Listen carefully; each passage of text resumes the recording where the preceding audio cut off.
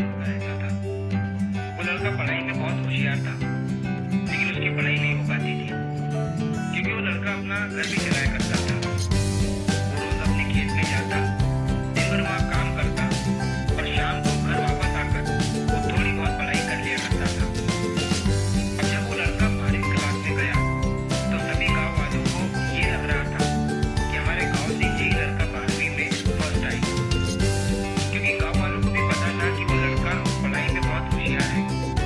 तो 12वीं का एग्जाम आया, लड़के ने एग्जाम दिया और जब 12वीं का रिजल्ट आया, वो लड़का किसी कारण से एक सब्जेक्ट में फेल हो गया।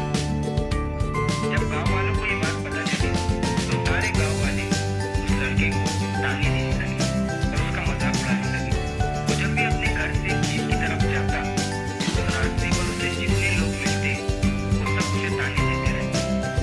अब वो लड़का लोगों के ताने सुनकर बहुत परेशान हो जाता है और ये बात वो अपने उस्ताद को बताता है कि उस्ताद जी, मैं जब भी अपने घर से खेत की तरफ जाता हूँ, तो उस रास्ते पर जितने लोग मुझे मिलते हैं, सब मेरा मजाक उड़ाते हैं।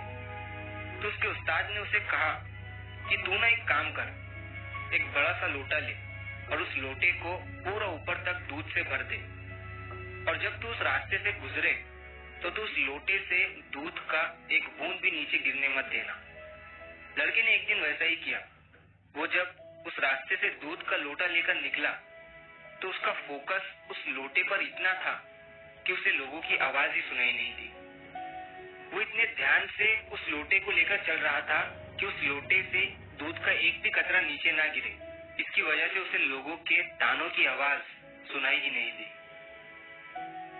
तो इस कहानी से हमें ये सीख मिलती है कि अपने काम में इतना ढल जाओ, इतना फोकस अपने काम पर लगा दो कि बाकी की चीजों का आप पर कोई असर ही ना हो। लोगों की आवाजें, लोगों के ताने आपको सुनाई ही ना दे। जैसे कैमरा होता है जो सिर्फ अपने सब्जेक्ट पर फोकस करता है, बाकी सारी चीजों को वो ब्लर कर देता है। तो बस आपको भी उसी तरह अपने काम पर, अपने टारगेट पर फोकस करना है। बाकी चीजें तो अपने आप ही ब्लर हो जाएंगी।